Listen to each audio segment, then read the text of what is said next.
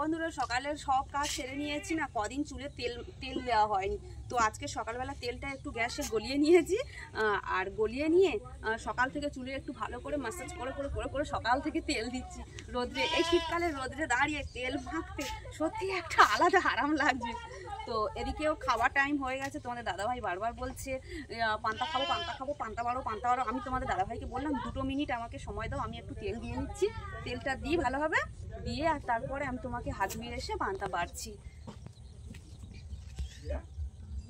আমি যখন তেল মাখি তো বন্ধুরা এইরকমই মানে বেশি বেশি করে তেলটা মাখি, চুলের গোড়ায় গোড়ায় ভালোভাবে এইভাবে দিয়ে দিয়ে মাখি। আর মাখার পরে জানো তো বন্ধুরা, আমি 2-3 ঘন্টা বাদে শ্যাম্পু করে স্নান করি। 2-3 ঘন্টা বাদে, 2-3 ঘন্টা পর শ্যাম্পু করি।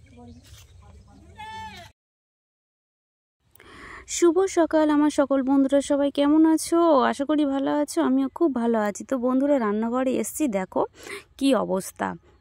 মানে একটা বর্ষাকালে জানো তো মানে লাউ গাছ কত করেছিলাম, সেই একটা লাউ রয়ে গেছিলো। মানে এটা কুমড়ো, মানে আমরা লাউ বলে বলে এমন অভ্যাস হয়ে গেছে, তো তাই লাউ বলে ফেললাম, কিছু মনে করো না।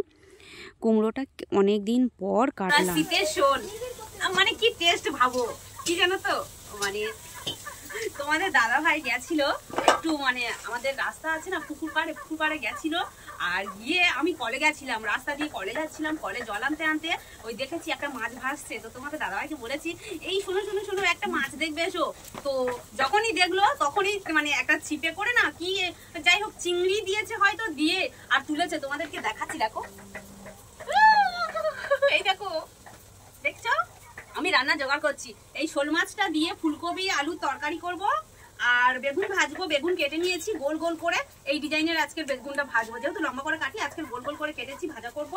আর চিংড়ি আর পুঁই শাক লাউ ঘ্যাঁট তো করবো, সেও কাটা হয়ে গেছে। চলো ঝটপট করে রান্না করে নি। আবার বলে দিয়েছে তোমাদের দাদা ভাই, বলে দিয়েছে আয় তাড়াতাড়ি রান্না করবে, খুব খিদে পাচ্ছে। চলো টাটা, রান্না করে নিচ্ছি। একবার রান্না করার পর তোমাদের সামনে আসছি। তোমাদের দাদাভাই অনেক খুশি হয়েছিল, কারণ শীতকালে শোল মাছের ঝোল রান্না করলে তো বন্ধুরা সত্যি অনেক সুন্দর খেতে হয়। দেখো আমার রান্না পুরো রেডি হয়ে গেছে, আমি স্নান করে ভাত বাড়তে চলে এসেছি। গোল গোল বেগুন ভাজা আর আমার লাউ ঘ্যাঁট আর ওই যে শোল মাছের ঝোল। তো বন্ধুরা ভিডিওটা কেমন লাগলো, যদি ভালো লেগে থাকে প্লিজ একটু কমেন্ট করে জানিও, আর কোথা থেকে আমার ভিডিওটা দেখছো সেটা বলতে ভুলো না। তো বন্ধুরা টাটা, সবাই ভালো থেকো, সুস্থ থেকো, দেখা হচ্ছে নতুন কোনো একটা ভিডিওতে।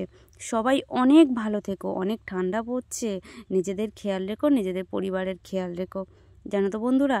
তো খুব খিদে পেয়ে গেছে, আর তরকারিটা তোমাদেরকে তো একটু দেখিয়েই দিই যাওয়ার আগে, দেখে নাও।